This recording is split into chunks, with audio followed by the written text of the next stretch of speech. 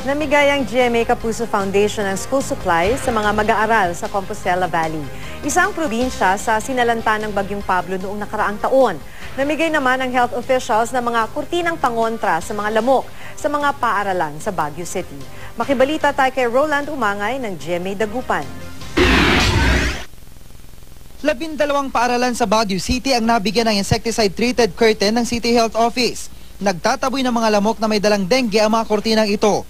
Paraan din daw ito para makaiwas sa dengue ang mga estudyante, lalo pat nalalapit na ang tag-ulan.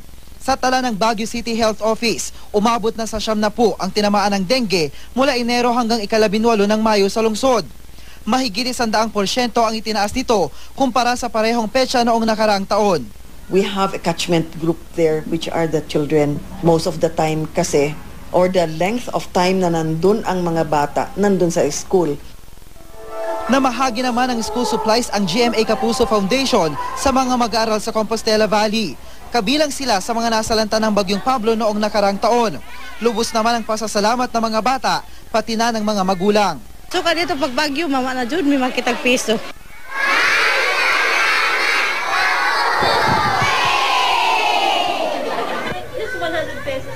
Para naman sa mga humahabol sa pagbili ng school supplies pero kapos sa budget, mabenta ang mga segunda manong gamit tulad ng sapatos. Paalala lang ng Department of Health, maging mapanuri sa pagbili ng second-hand items. Slits foot, yung mga ganon, kaya actually magsasaks ka dapat dun eh.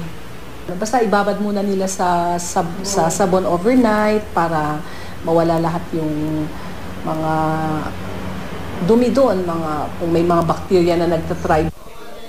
Patuloy naman ang pag-inspeksyon ng mga otoridad sa mga boarding house na titirhan ng mga estudyante simula sa pasukan. Kabilang sa mga sinuri ang mga paupahan sa Iloilo City. Kadamo dari sa mga boarding houses nga may mga permit pero wala pa nakakomply sa ilang certification. Roland Umangay, Nagbabalita, Pilipinas.